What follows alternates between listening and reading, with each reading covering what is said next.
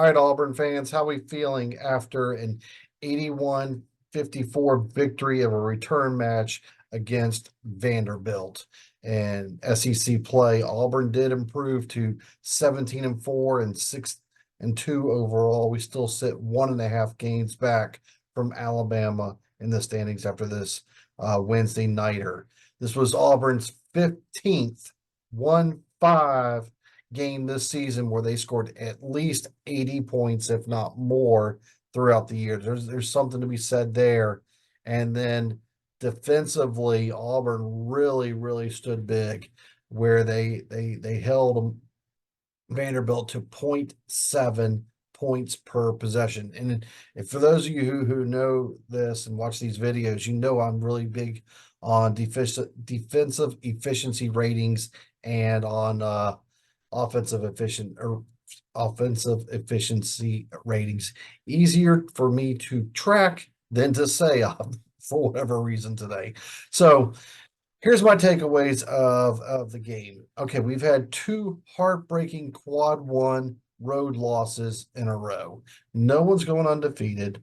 There's gonna be some oopsies along the way, and there's gonna be some games where the opponents beat you. Okay. F and GD Bama, if Georgia would learn how to play defense, they would have taken a quad two loss tonight. But a 58-point second half said otherwise. So Tennessee lost at home. Kentucky lost at home. This thing's happen. All right. Auburn still, after maybe next Wednesday night, will be in the driver's seat. But until then, has to take care of work on the road at Ole Miss. We host South Carolina later in the year. How epic of a huge one that's going to be. Kentucky, but you can only beat who's in front of you. And right now in front of us was Vanderbilt, the Commodores. And no, I still like making this joke. They're easier than a Sunday morning. You get to be of a certain age to understand that joke nowadays, and Vanderbilt in basketball and baseball is usually pretty good. So this is a down year for Vanderbilt. And remember last year, it was Ezra Mansion who made that layup and foul shots pretty much at the buzzer to pull the upset. So we lost to Vanderbilt. So this was a good sweep of a season with them. How it started early and what I liked, Trey Donaldson got his second consecutive start of the season. I'm a big Trey Donaldson fan. I like it when he's out on the court. It just flows better. I've got nothing against Aiden Holloway. I think Aiden's still learning Bruce's style and Bruce's system. And it just look at the rhythm of the game. And for those of you who go really in depth at plus minus, look at the plus minus when Trey's on the court. Trey still leads the SEC in plus minus. Okay. So that's points scored when you are on the court versus points scored against you, and only when you are on the court. Okay. I mean, Janai had a plus 40 tonight of that, but most of that's also because Trey was on the court. And when Trey's on the court, good things happen. Starting us off, Denver Jones could not miss. 4 3-pointers early in the game, ended up with 19 points, I believe, for the game itself. So a really good night for him and was firing away.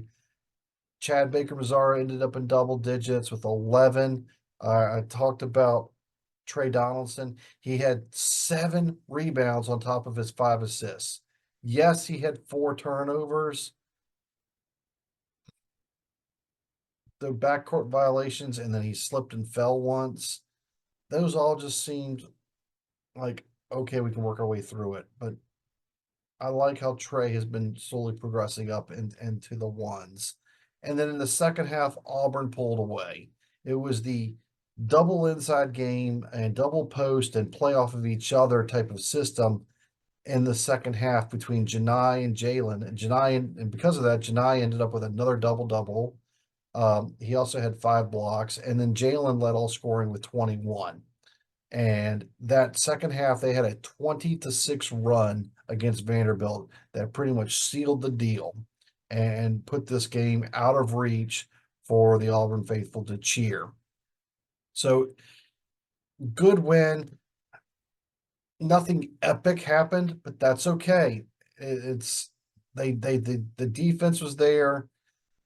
There was still a couple of times where it took them, Vanderbilt had two or three rebounds and ball maybe sometimes went in, sometimes it didn't go in before Auburn could snatch hold of it. So you see little things like that of taking place, and you're just like, that still has to be corrected. Still a little bit on the sloppiness. This is at least the third consecutive game with double-digit turnovers, and I think we had four within the first couple of minutes. So I'm sure the film session and the conversations will be long since trailed in on that. But it was a balanced night of rebounding and assists. Six different Auburn guys again got an assist. Aiden had one, Jalen had four, Trey had five, Janai had four, Chad Baker, Mazzara had four, and then Chaney Johnson had one. All right, so it was all across the board. Defensively, Chris Moore had a block, Dylan had a block, and then Janai had five. So seven blocks defensively. Okay. Um, it put positive juju back into the system. Now we had Saturday evening. I guess it's evening, 6 o'clock Eastern, 5 o'clock Central, to Oxford, a return match with Ole Miss where Auburn pretty much had a one-sided victory on the home side. Now you have the return side where they're going to be gunning for you. They just had an emotional victory of their own, beating Mississippi State, who obviously we lost to. So they're coming in and now they're looking for revenge. And Chris Beard's teams always are good, always are good. Mississippi's got them, Ole Miss got themselves a steal when they got Chris Beard. So that's going to be a good one to take part of as well. All right, a little bit lengthy of analysis, but that's my ramblings. Give me your thoughts and comment below to how you feel tonight went, and we'll be ready for Saturday evening. Until then, War Eagle.